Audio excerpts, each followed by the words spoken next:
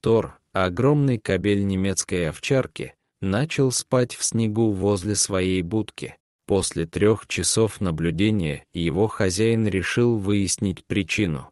То, что он обнаружил внутри, было совершенно шокирующим. Андреас был ошеломлен, когда пес зарычал на него.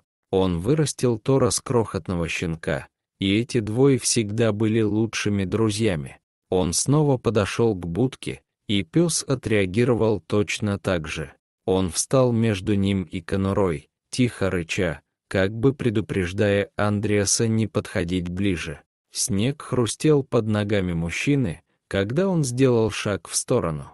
В тот же момент Тор перестал рычать. «Что такое, мальчик?» — тихо спросил он. «Что у тебя там?» Тор вилял хвостом и опустил голову, затем подошел к Андреасу, чтобы тот почесал его. Андреас решил, что конфликт окончен, поэтому сделал шаг в сторону и снова направился к будке. Но Тор снова встал перед ним и принял угрожающую позу.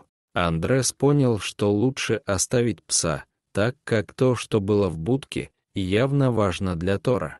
Все началось летом предыдущего года. Андреас, увлекавшийся плотницким делом, построил великолепную конуру для Тора. У нее был навес и достаточно много места внутри, чтобы укрыть собаку от снега, который, как ожидал Андреас, начнет идти в начале декабря. Так оно и произошло. В первых числах декабря температура упала, и выпал первый снег. Тор инстинктивно понял, что сооружение, построенное Андреасом, предназначалось для него, и в считанные минуты превратил его в свою личную крепость. В тот вечер Андреас заглянул в щелку между шторами в своей спальне и увидел, что Тор лежал на крыльце своей будки, положив голову на передние лапы, как будто он был на страже.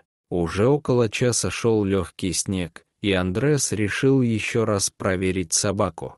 Тор все еще был на крыльце своей конуры. На улице стоял сильный мороз, но он не сдвинулся с места. Это было действительно странно. Следующим утром Андреас снова вышел к будке. Тор вскочил на ноги, когда увидел хозяина, но когда Андреас попытался пройти ко входу в конуру, пес снова встал перед ним, точно так же, как и вчера. Затем немецкая овчарка посмотрела на своего хозяина с мольбой, как будто говоря: «Пожалуйста, не пытайся снова». Как только Андреас сделал движение в сторону входа в будку, раздавалось тихое рычание. Собака пыталась не допустить Андреасу посмотреть внутрь конуры. Мужчина был озадачен. Он понятия не имел, что и думать о странном поведении Тора, но затем он придумал план. Он быстро пошел к двери на кухню.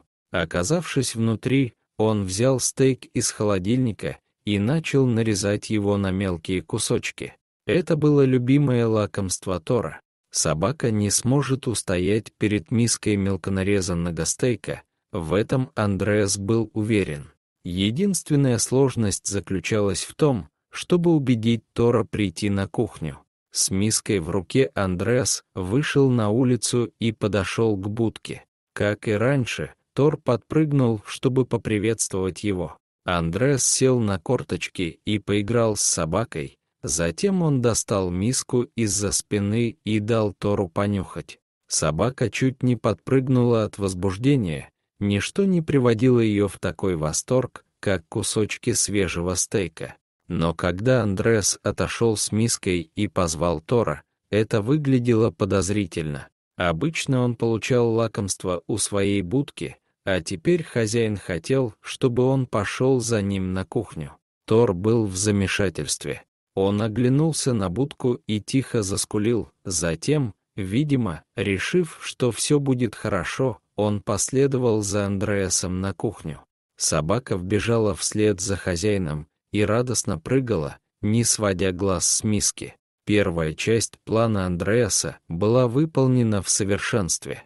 Он поставил миску на пол в дальнем углу кухни и снова погладил собаку. Тор принялся за еду. Он не пытался съесть весь стейк сразу, как сделали бы большинство других собак. Вместо этого он, казалось, наслаждался каждым кусочком. А теперь настала пора для второй фазы его плана. Андрес медленно поднялся. Он шел спиной к двери, не спуская глаз с собаки. Тор не обращал на него никакого внимания. Мужчина вышел из кухни и закрыл за собой дверь. Вторая фаза была успешно выполнена. Он направился к конуре. Тор понял о хитрости, как только дверь кухни закрылась. Пес скреб дверь и жалобно скулил. Когда стало ясно, что Андрес игнорирует его, он побежал в гостиную. Там были большие окна, и Тор мог видеть оттуда свою будку. Он увидел, как Андрес идет к ней, и это расстроило его еще больше. Он залаял громче и подпрыгнул к окну. Андрес услышал шум внутри дома и обернулся. Там был Тор, сердито глядящий на него. Андреасу не понравилось, что ему пришлось заманить собаку в дом и запереть ее там. Это казалось предательством по отношению к лучшему другу, как будто это как-то разрушит доверие, которое установилось между ними с тех пор, как Тор был щенком. Но ему просто необходимо было увидеть, что Тор охранял внутри своей будки. Отчаянные ситуации требуют отчаянных мер, решил он и двинулся дальше к будке. Когда он добрался до конуры, Тор пришел в ярость. На несколько секунд Андреас был уверен, что Тор разобьет стекло и выскочит через окно гостиной. Гнев собаки, казалось, рос по мере приближения Андреаса ко входу в будку. Андреас опустился на колени и заглянул внутрь. Теперь он был совершенно беззащитен, потому что его голова и руки не могли одновременно пролезть через отверстие. Если кто-то внутри нападет на него, он будет совершенно беззащитен.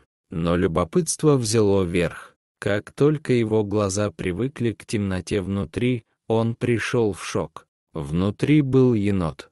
На мгновение Андреас растерялся.